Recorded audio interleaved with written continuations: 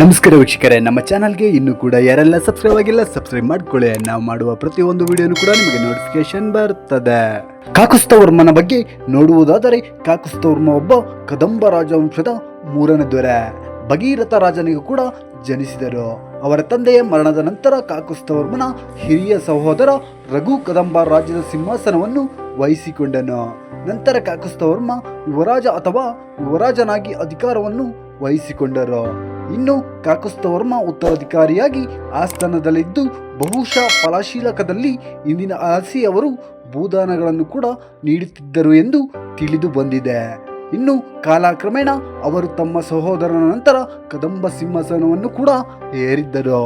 ಕಾಕುಸ್ಥವರ್ಮನ ಆಳ್ವಿಕೆಯು ಇತರ ಪ್ರಬಲ ರಾಜವಂಶಗಳೊಂದಿಗೆ ಮಾಡಿಕೊಂಡ ವಿವಾಹ ಸಂಬಂಧಗಳಿಗೆ ಗಮನಾರ್ಹವಾಗಿದೆ.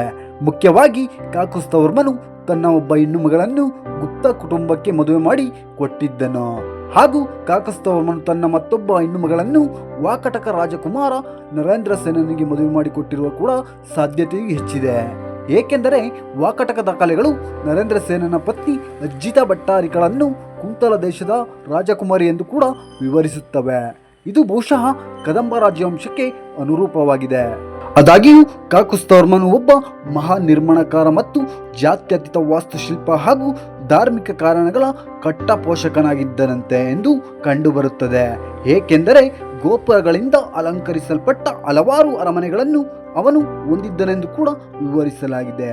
ಆದಾಗ್ಯೂ ಕಾಕುಸ್ಥವರ್ಮನ ಮಗ ಮತ್ತು ಉತ್ತರಾಧಿಕಾರಿಯಾದ ಶಾಂತಿವರ್ಮನು ತನ್ನ ತಾಳಗುಂದ ಸ್ತಂಭದ ಶಾಸನದಲ್ಲಿ ತನ್ನ ತಂದೆ ಶಾತಕರ್ಣಿ ಮತ್ತು ಇಂದಿನ ಇತರ ರಾಜರು ಪೂಜಿಸುತ್ತಿದ್ದ ಶಿವ ದೇವಾಲಯದ ಬಳಿ ಒಂದು ದೊಡ್ಡ ನೀರಿನ ತೊಟ್ಟಿಯನ್ನು ಕೂಡ ನಿರ್ಮಿಸಿದ್ದನೆಂದು ದಾಖಲಿಸಿದ್ದಾನೆ. ಹಾಗೂ ಕಾಕುಸ್ಥವರ್ಮನು ಸ್ವತಃ ಜೈನ ಧಾರ್ಮಿಕ ಪ್ರವೃತ್ತಿಯನ್ನು ಹೊಂದಿದ್ದನೆಂದು ಕೂಡ ತೋರುತ್ತದೆ. ಏಕೆಂದರೆ ಅಲಸಿಯಲ್ಲಿ ಅವನು ನೀಡಿದ ಅನುದಾನದಲ್ಲಿ ಅವನು ಜಿನರ ಪ್ರಭುದೇವ ಜಿನೇಂದ್ರನಿಗೆ ಪ್ರಾರ್ಥನೆಯೊಂದಿಗೆ ಆರಂಭಿಸುತ್ತಾನೆ ಮತ್ತು ಬಹುಶಃ ಈ ಸ್ಥಳದಲ್ಲಿ ಜೈನ ದೇವಾಲಯವನ್ನು ಕೂಡ ಪೋಷಿಸಿದ್ದನು. ಕಾಕುಸ್ಥವರ್ಮನ ಹಳಿಯ ಎಂದು ಹೇಳಬಹುದಾದ ನರೇಂದ್ರ ಸೇನ ಬಹುಶಃ ಅಜ್ಞಾನಿಕ ಭಟ್ಟಾರಿಗಳಿಗೆ ಜನಿಸಿದನು. ಅವಳು ಎರಡನೇ ಪ್ರವರ ಸೇನನ ಮುಖ್ಯ ರಾಣಿಯಾಗಿರಬಹುದು ಮತ್ತು ಪ್ರವರ ಸೇನನ 16ನೇ ಆಳ್ವಿಕೆಯ ವರ್ಷದ ಶಾಸನದಲ್ಲಿ ನರಿಂದ ರಾಜ ಅಂದರೆ ನರೇಂದ್ರ ಸೇನನನ್ನು ಕೂಡ ತಾಯಿ ಎಂದು ಉಲ್ಲೇಖಿಸಲಾಗಿದೆ. ಇನ್ನು ತನ್ನ ತಂದೆಯ ಆಳ್ವಿಕೆಯ ಸಮಯದಲ್ಲಿ ನರೇಂದ್ರ ಸೇನನು ಕುಂತಲ ರಾಜನ ಮಗಳು ಎಂದು ವಿವರಿಸಲ್ಪಟ್ಟ ಅಜ್ಜಿತಾ ಭಟ್ಟಾರಿಕ ಎಂಬ ರಾಜಕುಮಾರಿಯನ್ನು ಕೂಡ ವಿವಾಹವಾದನು. ಈ ಕುಂತಲ ರಾಜ ಯಾರೆಂದು ಖಚಿತವಾಗಿ ಇನ್ನೂ ಕೂಡ ತಿಳಿದಿಲ್ಲ. ಆದರೆ ಅವನನ್ನು ಹೆಚ್ಚಾಗಿ ಕದಂಬ ರಾಜ ಕಾಕುಸ್ಥವರ್ಮನೊಂದಿಗೆ ಗುರುತಿಸಲಾಗುತ್ತದೆ. ಏಕೆಂದರೆ ಅವರು ಹಲವಾರು ಪ್ರಮುಖ ರಾಜ ಕುಟುಂಬಗಳಿಗೆ ತಮ್ಮ ಹೆಣ್ಣು ಮಕ್ಕಳನ್ನು ಕೂಡ ಮದುವೆಯಾದರು ಎಂದು ತಿಳಿದು ಬಂದಿದೆ. ಇನ್ನು ಎರಡನೇ ಪ್ರವರ ಸೇನನ ಮರಣದ ನಂತರ ಉತ್ತರಾಧಿಕಾರ ಹೋರಾಟ ನಡೆದಿರಬಹುದು. ಅದರಿಂದ ನರೇಂದ್ರ ಸೇನ ವಿಜಯಶಾಲಿಯಾಗಿ ಹೊರಹೊಮ್ಮಿರಬಹುದು. ಬಹಿರಂಗಪಡಿಸಿದ ಕೆಲವು ವಿಪತ್ತನ್ನು ಅನುಭವಿಸಿದ ನಂತರ ನರೇಂದ್ರ ಸೇನ ತನ್ನ ಕುಟುಂಬದ ಅದೃಷ್ಟವನ್ನು ಮರಳಿ ಪಡೆಯಬೇಕಾಯಿತು ಎಂದು ವಾಕಾಟಕ ದಾಖಲೆಗಳು ಕೂಡ ಹೇಳುತ್ತವೆ.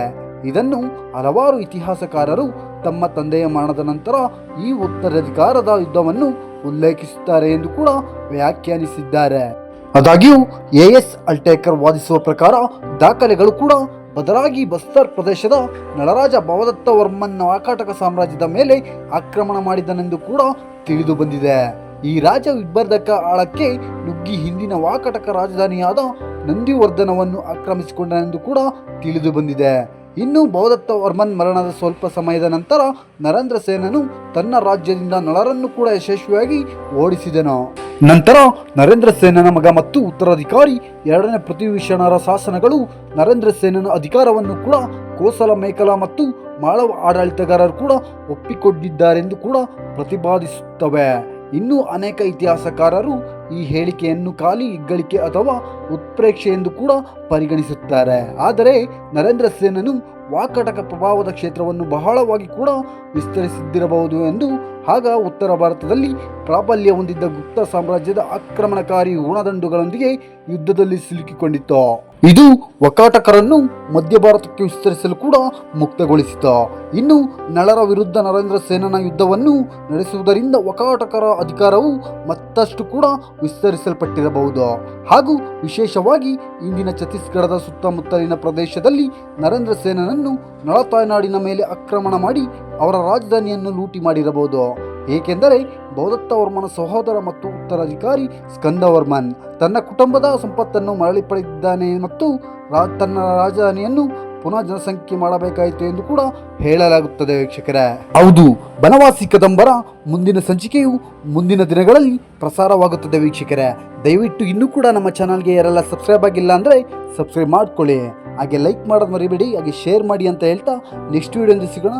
ನಮಸ್ಕಾರ ವೀಕ್ಷಕರೇ.